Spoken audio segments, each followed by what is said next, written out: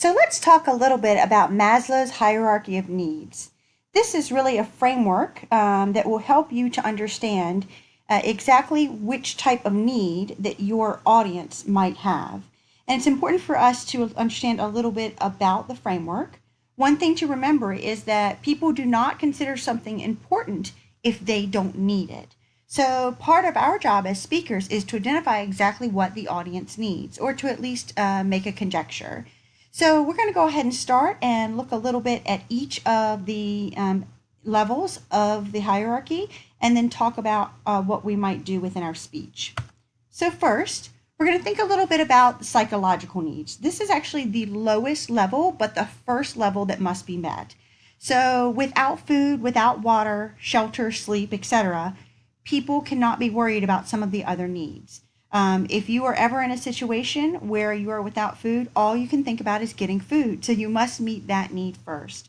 It would be very difficult to persuade someone to be worried about their image if they don't have any water, if they don't have a place to sleep. Second, we want to think about people's safety needs. So this really includes things like freedom from harm, or just the basic idea of stability and predictability. That is a need for many people, but remember, the psychological needs must be met first. If an individual's psychological needs are met, then we can move on to their safety needs. And safety is very motivational, very persuasive in your speeches. So do consider safety as an option.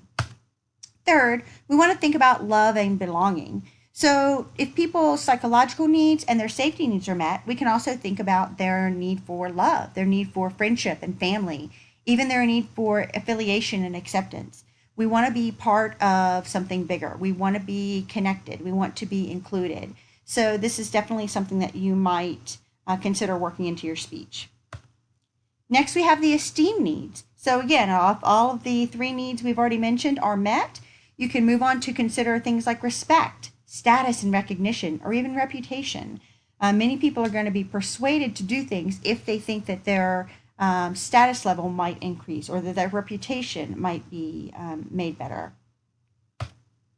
One of the higher levels is self-actualization. And this is really about personal growth and creativity, maximize potential, and seeing self-improvement. You might be able to persuade an audience member that they need to grow, or that they can actually see self-improvement by following a few simple steps. So this is one to consider.